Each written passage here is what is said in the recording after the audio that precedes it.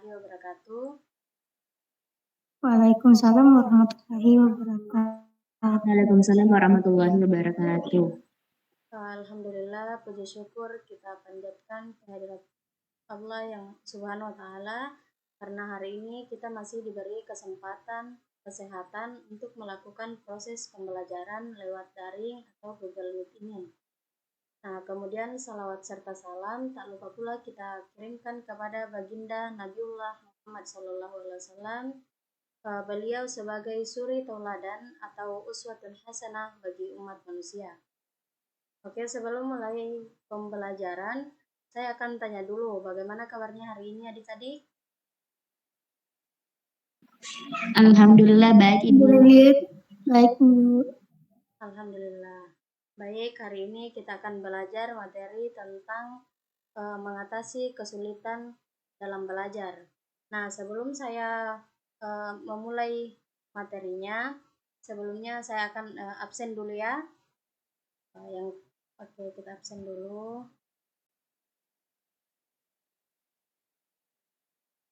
Atas nama Sagita. Hadir, Ibu. Sapna. Hadir Ibu. Mas Hura. Hadir, Ibu. Oke, baik. Alhamdulillah hari ini hadir semua ya.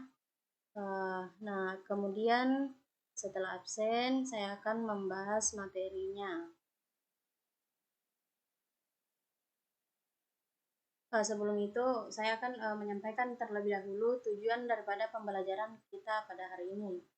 Nah, ketujuannya itu ada 3, yaitu siswa mampu memahami konsep kejenuhan dalam belajar. Kedua, mampu memahami tanda-tanda kejenuhan saat belajar, dan tujuan yang ketiga itu memahami strategi untuk mengatasi kejenuhan dalam belajar.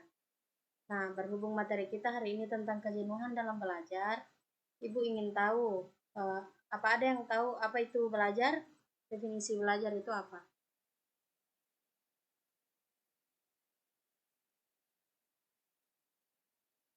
Ayo, siapa yang tahu definisinya?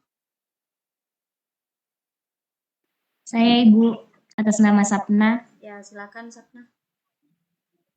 Jadi belajar itu adalah merupakan suatu proses perubahan, di mana perubahan ini dalam tingkah laku sebagai hasil atau interaksi dengan lingkungannya dalam memenuhi kebutuhan hidupnya, begitu Ibu. Nah, betul sekali ya. Jadi itu tadi definisi belajar menurut teman kita ya, Sapna. Kemudian sebelum kita memahami lebih lanjut materi kejenuhan belajar, di sini ada yang tahu tidak apa itu kejenuhan? Ayo silakan berpendapat, semuanya bebas ya.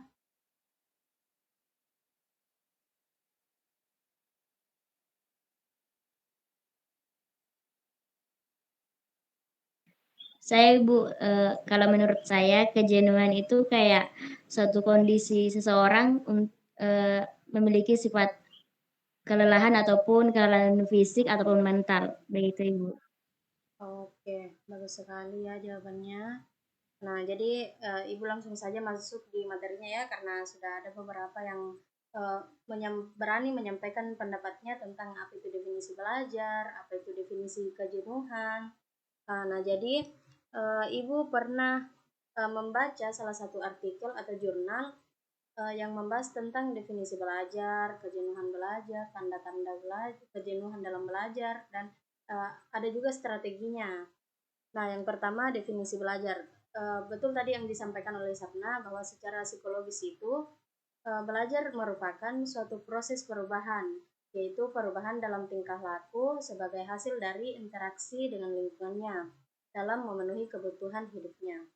Nah, pengalaman dalam pendidikan yang berwujud proses pembelajaran di sekolah sejatinya merangsang siswa untuk dapat mengembangkan potensi dirinya. Itu Ibu baca di dalam artikel tentang definisi belajar, menurut Agustina pada tahun 2019.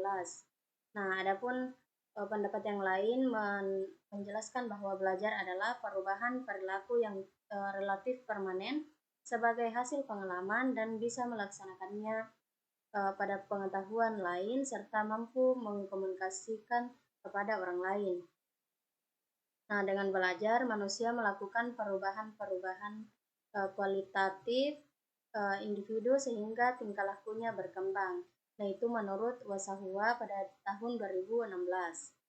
Nah, dapat disimpulkan bahwa belajar itu suatu proses di mana individu memperoleh pengetahuan, keterampilan, pemahaman, atau pengalaman melalui interaksi dengan lingkungannya atau melalui pengajaran, melibatkan proses perubahan perilaku yang relatif permanen sebagai hasil dari interaksi dengan lingkungan untuk memenuhi kebutuhan hidup. Nah, kemudian setelah mengetahui definisi belajar, Ibu akan membahas tentang definisi kejenuhan. Nah, secara harfiah, menurut Suhayadi memiliki arti padat atau penuh sehingga tidak mampu lagi untuk memuat apapun. Jadi kejenuhan dalam belajar adalah rentang waktu yang digunakan untuk belajar akan tetapi tidak mendatangkan hasil. Itu menurut Kurnia pada tahun 2021. Nah, adapun menurut Cermis dalam Ramadhani menyebutkan bahwa kejenuhan itu suatu keadaan kelelahan fisik, mental, dan sikap individu karena keterlibatan yang intensif dalam pekerjaan dan dalam waktu yang panjang. Kemudian ada juga definisi kejenuhan dalam belajar. Nah, jadi kejenuhan dalam belajar itu ketika individu mengalami kelelahan yang melibatkan aspek fisik, emosi, dan mental yang mengakibatkan keterlibatan yang intensif dalam belajar dalam waktu yang panjang. Nah, materi kita yang kedua itu tanda-tanda kejenuhan saat belajar. Nah, menurut Madum pada tahun 2021, proses pembelajaran para peserta didik ketika sudah merasakan kejenuhan akan melakukan hal-hal yang negatif yang mengganggu jalannya proses pembelajaran. Nah, adapun hal-hal yang negatif itu seperti telat masuk kelas setelah istirahat. Contohnya itu ketika mata pelajaran yang dilaksanakan pada pelajaran ketiga atau keempat kan otomatis itu masuknya siang. Jadi pembelajaran akan dimulai setelah istirahat selesai. Biasanya itu setelah isoma, istirahat, sholat, dan makan. Terkadang sering di antara peserta didik itu mengulur-ulur waktunya untuk masuk di dalam kelas dengan berbagai alasan. Ada yang katanya kantinnya full jadi harus menunggu dulu untuk dapat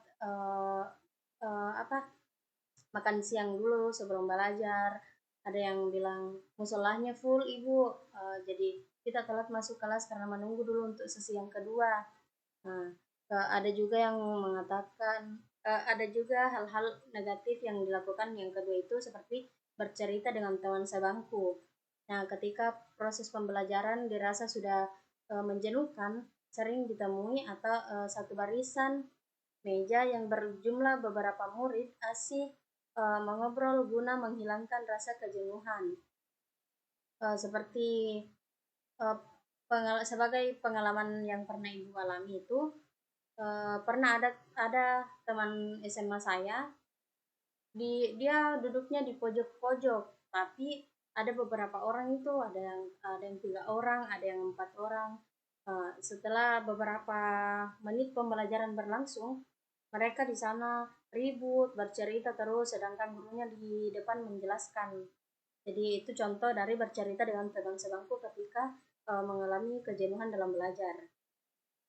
Nah, kemudian hal-hal negatif yang ketiga itu mengganggu teman. Nah, ada beberapa peserta didik yang sudah jenuh sehingga mengganggu teman sekelasnya. Temannya lagi sibuk belajar, dia lagi fokus untuk belajar, tetapi Nah, kemudian hal-hal negatif yang biasa dilakukan ketika jenuh dalam belajar itu, yang ketiga, mengganggu teman. Nah, ada beberapa peserta didik yang sudah jenuh sehingga mengganggu teman sebangkunya atau teman sekelasnya lah. Nah, temannya sedang asik memperhatikan pelajaran yang diajarkan oleh guru. Dia datang mengganggu temannya, mengacaukan konsentrasinya, mengajaknya bercerita, karena siswa yang satu ini dia jenuh dalam belajar, tetapi dia berusaha untuk mempengaruhi teman yang satunya lagi untuk tidak memperhatikan pelajaran yang sedang diajarkan oleh gurunya. Nah, kemudian yang selanjutnya mencari bahan untuk mainan. Nah, beberapa peserta didik atau murid mencari kesibukan untuk mengalihkan pembelajaran dengan cara menggambar dalam buku mata pelajaran. Terkadang ada juga yang bermain kertas atau disimpan dalam tas mereka. Bahkan ada beberapa anak yang membawa mainan dari luar kelas untuk mereka gunakan pada saat pembelajaran. Nah, ada juga siswa yang izin ke toilet, izin keluar, karena mereka semakin lama semakin panas juga terik matahari, jadi proses pembelajaran kurang efektif serta membuat sebagian peserta didik merasa jenuh dan berusaha menghilangkan rasa kejenuhan tersebut dengan cara izin keluar, izin ke toilet saat pembelajaran sedang berlangsung. Nah, kemudian yang keenam itu hal-hal negatif yang keenam, menaruh kepalanya di atas meja. Untuk menghilangkan rasa lelah dari peserta didik akan bermalas-malasan dengan cara menaruh kepalanya di atas meja. Sesekali mereka akan mendengarkan materi yang disampaikan oleh guru, akan tetapi tetap dengan cara bermalas-malasan atau menaruh kepalanya di atas meja. Kemudian selanjutnya tidur saat pembelajaran. Nah, ini ada pengalaman saya pas saya masih SMP. Kan pembelajaran sedang berlangsung. Nah, teman saya itu merasa jenuh, dia pindah ke belakang, duduk di belakang. Saya kira ternyata dia memperhatikan pembelajaran, ternyata dia tidur di belakang dan itu tidak dilihat oleh guru. Dia tidur itu karena dia merasa jenuh, kayak bosan dengan pembelajarannya, metode pembelajarannya, cara gurunya mengajar, dia merasa jenuh lah. Kemudian strategi untuk mengatasi kejenuhan yang tadi itu, kejenuhan dalam belajar, pernah Ibu membaca satu jurnal di mana jurnal itu mengutip dari pendapat Ritonga dan Halim pada tahun 2021. Nah, Ritonga dan Halim ini pada tahun 2021 mengatakan atau menyebutkan beberapa cara yang dapat dilakukan untuk mengatasi kejenuhan belajar. Nah, cara yang pertama itu belajar dengan cara atau metode yang bervariasi. Nah, menggunakan variasi metode belajar membantu mengatasi kejenuhan dengan menghadirkan kegiatan yang berbeda dan menarik.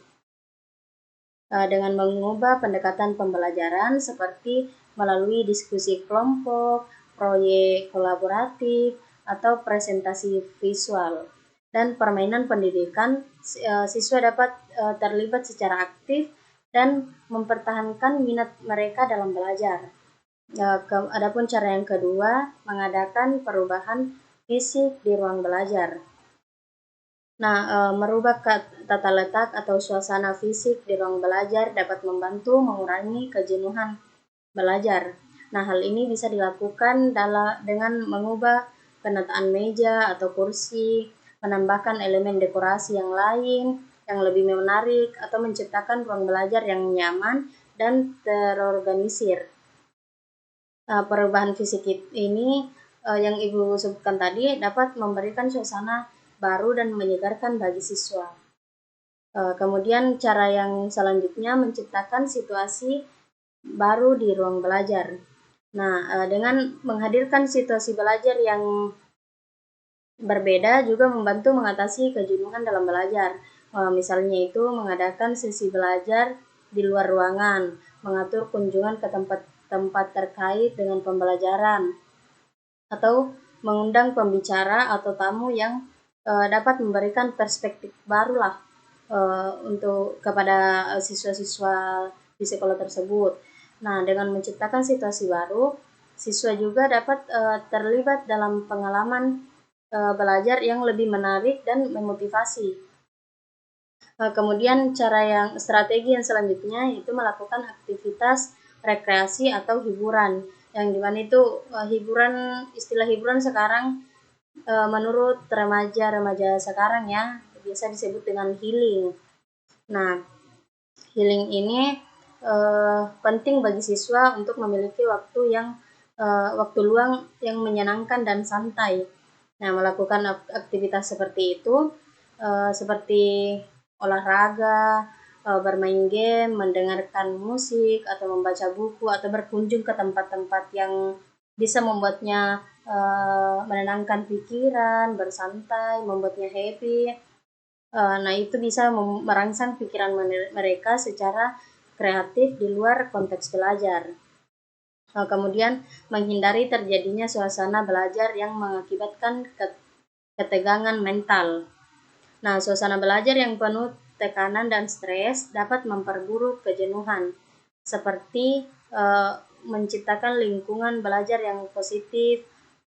Penting untuk menciptakan lingkungan belajar yang positif, mendukung, dan menyenangkan, baik bagi guru maupun siswanya. Nah, si guru ini dapat menciptakan suasana yang santai dan menyenangkan di kelas, memberikan umpan balik, memberikan tantangan yang sesuai dengan tingkat kemampuan siswa, dan mendorong kolaborasi dan interaksi sosial yang positif. Nah, dengan menghindari suasana belajar yang menimbulkan ketegangan mental, siswa dapat merasa lebih nyaman dan lebih termotivasi untuk belajar. Nah, kemudian strategi yang terakhir itu yaitu ice breaking. Nah, ice breaking ini poin utama dari strategi mengatasi kejenuhan dalam belajar. Nah, ice breaking itu sendiri merupakan sentuhan aktivitas yang dapat digunakan untuk memecahkan kebekuan, kekalutan, kejemuan, dan kejenuhan suasana sehingga menjadi mencair. Penerapan ice breaking ini dalam pembelajaran memungkinkan peserta didik kembali pada kondisi yang semangat dan bergairah dalam belajar, serta memiliki motivasi belajar yang lebih baik. Nah, permainan ice breaking ini sangat baik diterapkan dalam pembelajaran karena akan menghilangkan kebosanan, kejemuan, kecemasan, dan keletihan peserta didik dalam belajar. Nah, itu tadi materi tentang mengatasi kejenuhan dalam belajar. Apakah ada yang ingin adik-adik tanyakan?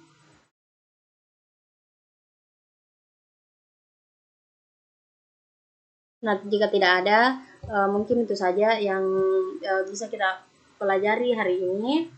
Sebelum menutup, apakah ada yang bisa menyimpulkan dari apa yang Ibu jelaskan tadi tentang materi mengatasi kejenuhan belajar? Saya Ibu atas nama Sapna. Ya, silakan Sapna. Oke, baik. Menurut saya kesimpulannya itu dari selama Ibu paparkan, yaitu mengenai tentang kejenuhan dalam belajar. Nah, kejenuhan belajar itu adalah suatu keadaan siswa yang mengalami kelelahan fisik, emosi, dan mental sehingga mengakibatkan menurunnya motivasi dan minat siswa untuk belajar dan menurunnya prestasi belajar siswa. Nah, adapun tanda-tanda kejenuhan belajar seperti mencari bahan untuk mainan, mengganggu teman, dan tidur saat pembelajaran, dan masih banyak lagi. Nah, hingga dari tanda-tanda kejenuhan belajar ini, itu diperlukan beberapa cara atau mengatasi kondisi masalah kejenuhan belajar seperti yang pertama, belajar dengan cara atau metode belajar yang bervariasi. Kedua, mengadakan perubahan fisik di ruang belajar. Ketiga, menciptakan situasi baru di ruang belajar, dan masih banyak lagi. Yang nyaman dan para pelajar itu lebih semangat untuk belajar. Itu Ibu. Terima kasih. Oke, apakah ada lagi? Mungkin sudah tidak ada ya. Betul sekali apa yang disampaikan oleh Sapna. Jadi kesimpulannya seperti yang dipaparkan oleh saudari Sapna tadi ya. Nah, sebelum menutup pertemuan kita pada hari ini, Ibu akan memberikan tugas individu kepada kalian-kalian. Jadi soalnya itu ada 5 ya.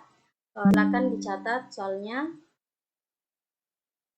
Yang pertama, apa itu kejenuhan dalam belajar? Oke, yang pertama sudah? Sudah, Bu. Yang kedua, bagaimana kejenuhan dapat mempengaruhi motivasi belajar? Oke, Ibu ulang. Yang pertama, apa itu kejenuhan belajar? Yang kedua, bagaimana kejenuhan dapat mempengaruhi motivasi belajar? Yang ketiga, apa saja tanda-tanda kejenuhan dalam belajar yang perlu diwaspadai? Diulang, apa saja tanda-tanda kejenuhan saat belajar yang perlu diwaspadai? Sudah?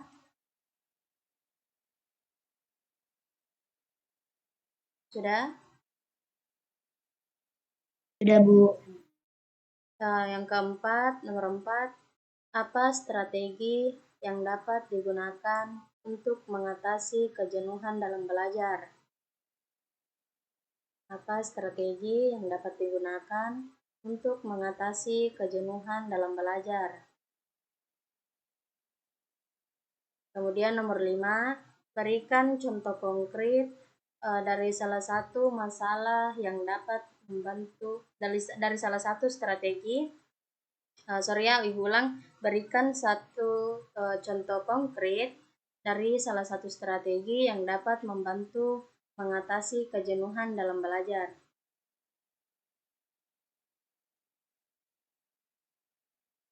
Sudah? Sudah, Bu. Jadi soalnya ada 5 ya. Ibu ulang lagi dari 1 sampai 5. Saya tahu ada yang salah tulis, salah dengar. Dengarkan baik-baik ya. Nomor 1, apa itu kejenuhan dalam belajar? Nomor 2, bagaimana kejenuhan dapat mempengaruhi motivasi belajar? Ketiga, apa saja tanda-tanda kejenuhan saat belajar yang perlu diwaspadai? Keempat, apa strategi yang dapat digunakan untuk mengatasi kejenuhan dalam belajar? Yang kelima, berikan satu contoh konkret dari salah satu strategi yang dapat membantu mengatasi kejenuhan dalam belajar. Ya, sudah jelas? Jelas, Ibu. Nah, oke, itulah tadi materi pembelajaran kita hari ini. Ibu pamit undur diri. Jika ada salah kata, mohon dimaafkan. Wabillahi taufiq wal hidayah. Assalamualaikum warahmatullahi wabarakatuh. Waalaikumsalam warahmatullahi wabarakatuh.